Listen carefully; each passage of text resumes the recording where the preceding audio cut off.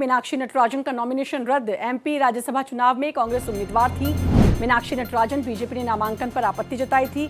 तेलंगाना में दर्ज केस छिपाने का आरोप मीनाक्षी नटराजन पर लगाया है और इसी पर बीजेपी ने आपत्ति भी जताई थी और अब जो उनका नामांकन है वो रद्द हो चुका है। तो तेलंगाना में दर्ज एक केस है जिसको छिपाने का आरोप बीजेपी ने लगाया था और मीनाक्षी नटराजन का जो नॉमिनेशन है वो रद्द हो चुका है। एमपी राज्यसभा चुनाव में कांग्रेस उम्मीदवार थी मीनाक्षी नटराजन और उनका जो नॉमिनेशन है वो रद्द हो चुका है। इस सबके बीच कांग्रेस कई विधायकों को शिफ्ट भी कर रही है।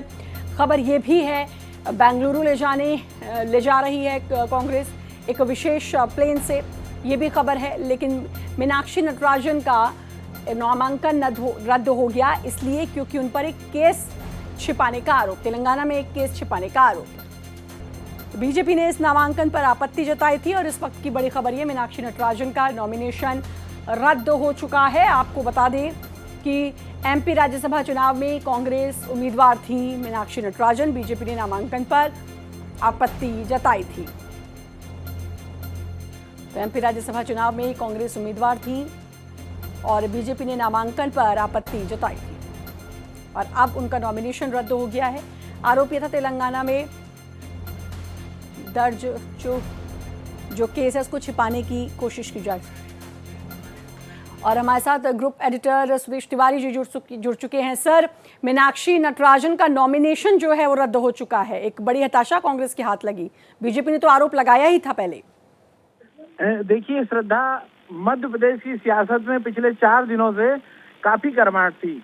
मैंने एक दिन पहले भोपाल के दौरे पे था, वहां पर हमने देखा कि किस तरह से जीतू पटवारी जो मध्य प्रदेश कांग्रेस के अध्यक्ष हैं, पूर्व मुख्यमंत्री दिग्विजय सिंह, कमलनाथ, नेता प्रतिपक्ष उमंग सिंगार और बहुत सारे घटनाक्रम। और आज सुबह से जो एक ड्रामा चल रहा था कि कुछ जो लगभग 38 विधायक जिनको बेंगलोर जाना था कर्नाटका और बहुत देर तक फ्लाइट देरी करती रही, फिर उसके बाद में बड़ा घटनाक्रम हुआ। और सबसे प्रमुख बात यह है कि ये जो मीनाक्षी नटराजन का नामांकन रद्द हुआ है अपने आप में चौंकाने वाला इसलिए है कि चूंकि मीनाक्षी नटराजन पहले मध्य प्रदेश में सांसद रह चुकी हैं मंदसौर से और मध्य प्रदेश युवा कांग्रेस की अध्यक्ष भी रह चुकी हैं और नेहरू युवा केंद्र की अध्यक्ष रह चुकी, बहुत सारे पदों पर रही हुई हैं।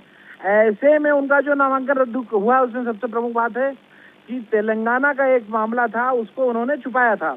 लेकिन आपको एक और बात बताऊंगा, कहीं ना कहीं एक व्यंग्यात्मक तौर पे अगर बात की जाए तो कांग्रेस के एक 6 महीने राहत की सांस ली होगी, क्योंकि हो सकता है आंकड़ों की गिनती पे अगर वो हारती जीतती तो उन कांग्रेस के नेताओं से सवाल किया जाता। और यहाँ पर एक मामले को लेकर नामांकन रद्द हुआ है। सियासत तो होगी लेकिन अपने आप में उन जो कहीं ना कहीं कांग्रेस के कई लोग दबी जुबान से ये बात बोल रहे थे कि लठ और डंडा तो हम लोग खाएं, अगर राज्यसभा की जब बारी आई तो मीनाक्षी नटराजन को राहुल गांधी के दरबार से भेज दिया गया। तो इस तरह की सुगबुगाहट थी, कोई बोल तो नहीं पा रहा था, लेकिन कहीं ना कहीं कांग्रेसियों में खुशी की लहर। यानी कि एक खेमा ऐसा है जिसको बड़ी राहत भी मिली होगी उनके नामांकन रद्द होने से। सर, मैं ये जानना चाहूंगी आपसे कि एक डर तो कांग्रेस को सताया हुआ है जिसका जिक्र आपने भी किया कि कई विधायक ऐसे लगभग 38 जिनको वहां से कर्नाटक भेजने का प्लान ताकि क्रॉस वोटिंग जो है वो ना होने पाए।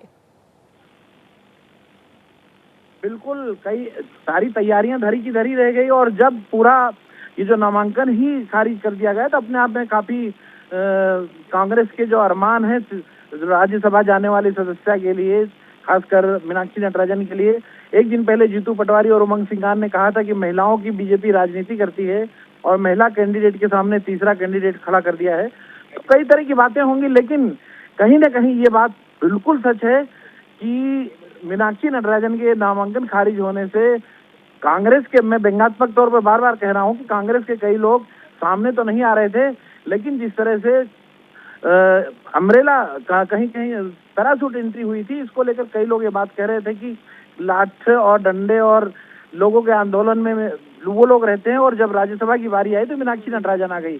तो कई तरह की बातें हो रही हैं, लेकिन फिलहाल में मीनाक्षी नटराजन का जो नामांकन है तेलंगाना में एक मामले को लेकर राजनीतिक भाषा में कहते हैं और ये पैराशूट एंट्री का ही जिक्र कांग्रेस में अपने खेमे में भी हो रहा था। बहुत बहुत शुक्रिया सर आपका जुड़ने के लिए, तमाम जानकारी देने के लिए।